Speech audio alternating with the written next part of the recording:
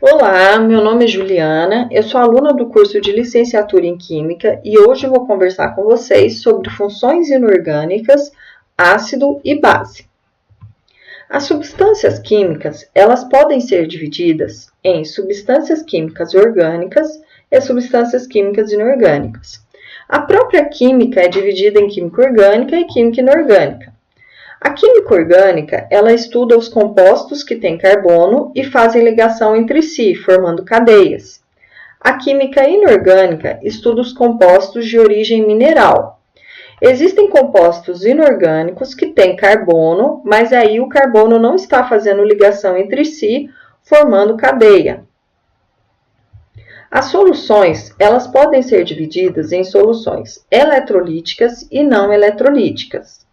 As soluções eletrolíticas são aquelas que têm a capacidade de conduzir a corrente elétrica. Logicamente, as soluções não eletrolíticas não conduzem corrente elétrica.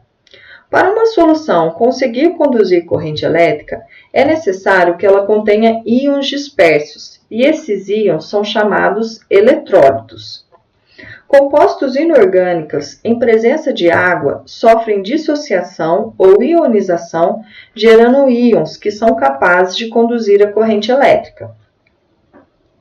Os compostos orgânicos não sofrem dissociação nem ionização em água e, portanto, não são capazes de conduzir a corrente elétrica.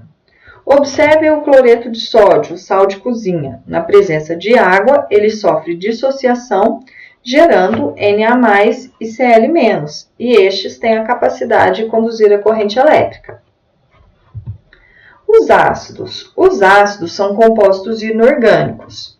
E segundo a teoria de Arrhenius, ácidos são compostos que reagem com água, produzindo o íon H+.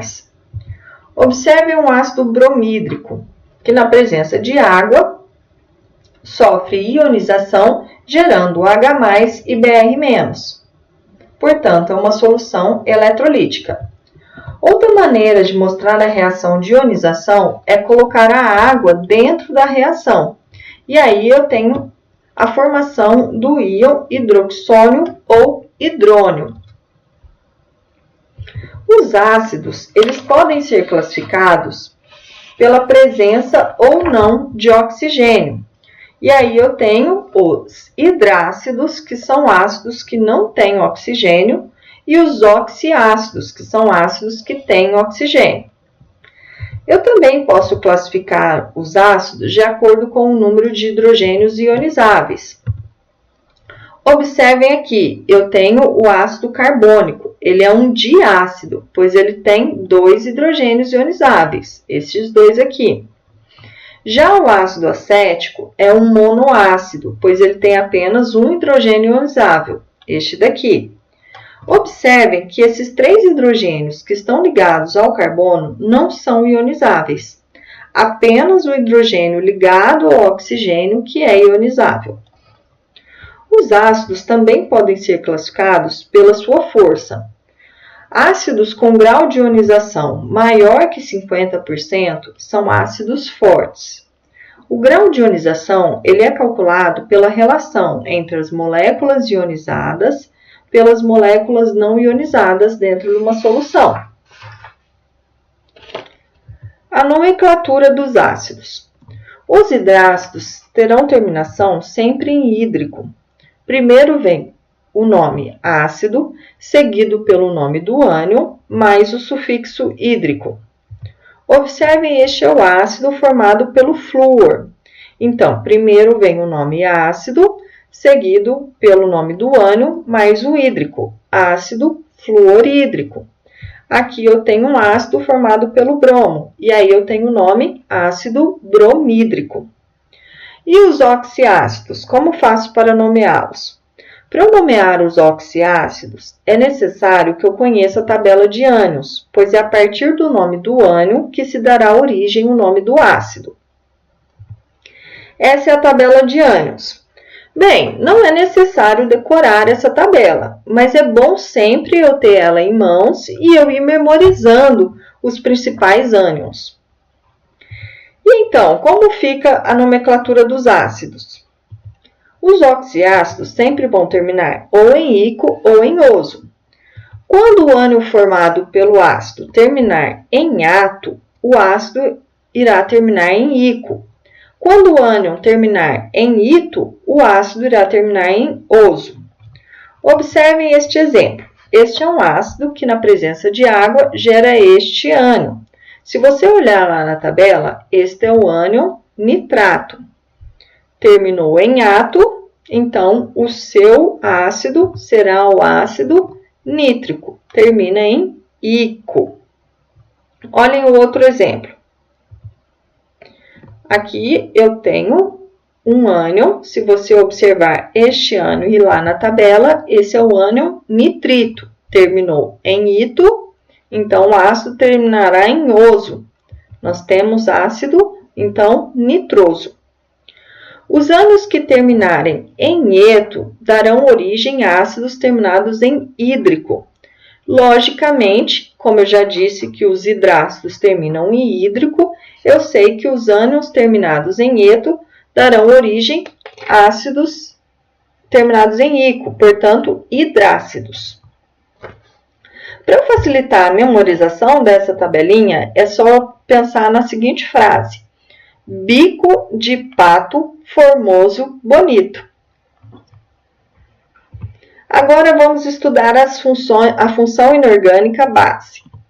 Segundo a teoria de Arrhenius, as bases são compostos que reagem com água produzindo o hidróxido, o OH-. Observem o hidróxido de sódio. Em água, eles geram o cátion Na+, e o ânion hidróxido. Aqui nós temos o hidróxido de cálcio, que gera o cálcio mais o OH-. As bases, elas podem ser classificadas de acordo com o número de íons hidróxido.